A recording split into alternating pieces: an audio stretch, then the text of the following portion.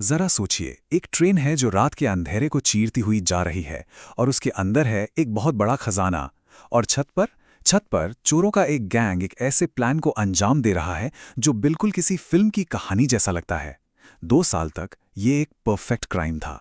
तो आज हम परत दर परत ये समझेंगे कि आखिर कैसे एक छोटे से डिजिटल सुराग ने सेलम चेन्नई एक्सप्रेस की इस जबरदस्त डकैती की गुत्थी को सुलझाया। यही वो सवाल था जिसने जांच करने वालों को महीनों तक परेशान कर रखा था। देखिए, ये सिर्फ चोरी की बात नहीं थी।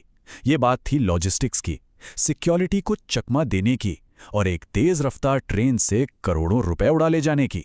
चलिए, इस नामुमकिन से लगने वाले काम के पीछे की प्लानिंग को जरा समझते हैं। जी हाँ, लगभग ₹6.25 करोड़। लेकिन ये कोई आम कैश नहीं था।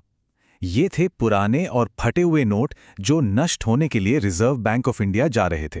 मतलब चोरों के लिए ये एक ऐसा खजाना था जो टेक्निकली अब था ही नहीं। शुरुआत में तो ये सब कुछ एक परफेक्ट क्राइम जैसा लग रहा था। सोचिए, चोरों ने चलती ट्रेन की छत काटी, अंधेरे में उतरे, पैसे निकाले और चलते बने। और किसी को कानों कान खबर तक नहीं हुई। कोई गवाह नहीं, कोई अलार्म नहीं, वो बस हवा में गायब हो गए। पुलिस के हाथ में क्या था? बस ट्रेन में एक छेद और उससे भी बड़ा एक सवाल। ये समझने के लिए कि उन्होंने इसे अंजाम कैसे दिया, हमें 9 अगस्त 2016 की उस सुबह में वापस चलना होगा, जब दिन के उजाले ने एक ऐसे क्राइम का खुलासा किया जिसे रात के घने अंधेरे में अंजाम दिया गया था। निशाना थी सेलम चेन्नई एक्सप्रेस। बाहर से देखने में ये एक आम पैसेंजर ट्रेन लगती थी, लेकिन इसका एक पार्सल कोच असल में पटरियों पर दौड़ता हुआ एक खजाना था। इसमें 342 करोड़ रुपए के वो नोट थे जिन्हें जलाया जाना था।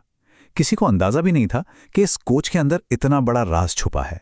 चोरों का पूरा प्लान सफर के एक खास हिस्से पर टिका था।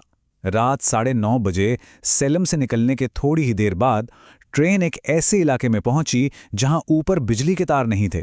बस यही उनका मौका था। उसी अंधेरे में उन्होंने डकैती को अंजाम दिया।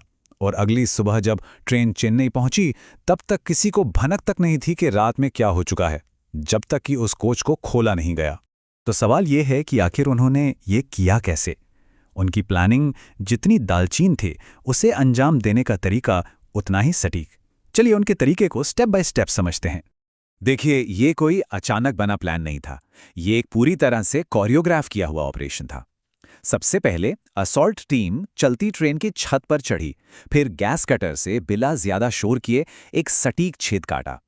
2 लोग रस्सियों के सहारे नीचे उतरे और उन्हें ठीक ठीक पता था कि कौन से बक्सों को निशाना बनाना है। पैसा छत पर खींचा गया और फिर नीचे जमीन पर इंतजार कर रही टीम को फेंक दिया गया। ये पटरियों पर किया गया एक मिलिट्री ऑपरेशन जैसा था। और ये कोई अंधी लूट नहीं थी। उस कोच में 226 बक्से थे, लेकिन वो सीधे बॉक्स नंबर 16 और 20 पर गए। बाकी बक्सों को उन्होंने नजरअंदाज कर दिया। लगभग सारा का सारा पैसा इन्हीं 2 बक्सों से निकाला गया। एक बात तो साफ थी, किसी ने उन्हें अंदर की खबर दी थी। ये खतरनाक प्लान सिर्फ इसलिए मुमकिन हो पाया क्योंकि सिक्योरिटी में कई बड़ी खामियां थीं। पैसों वाले कोच के अंदर यकीन करना मुश्किल है, पर कोई हथियारबंद गार्ड नहीं था। सामान पर नजर रखने के लिए कोई कैमरे नहीं थे। और सबसे जरूरी बात, बिना बिजली के तारों वाले ट्रैक ने चोरों को छत पर काम करने के लिए एक सेफ जोन दे दिया। ये कमजोरियों का एक ऐसा कॉकटेल था जिसका चोरों ने पूरा फायदा उठाया। चोरों और पैसों के गायब होने के साथ ही भारतीय इतिहास की सबसे बड़ी जांचों में से एक शुरू हुई।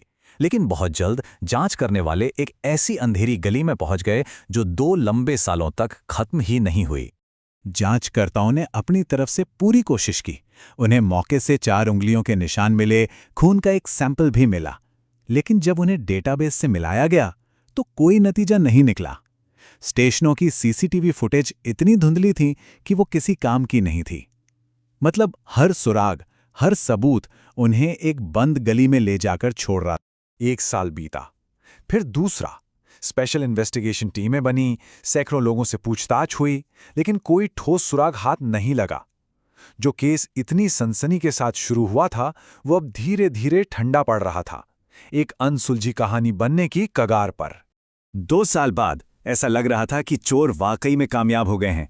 ये केस भारतीय आपराधिक इतिहास की सबसे बड़ी अनसुलझी पहेलियों में से एक बनने जा रहा था।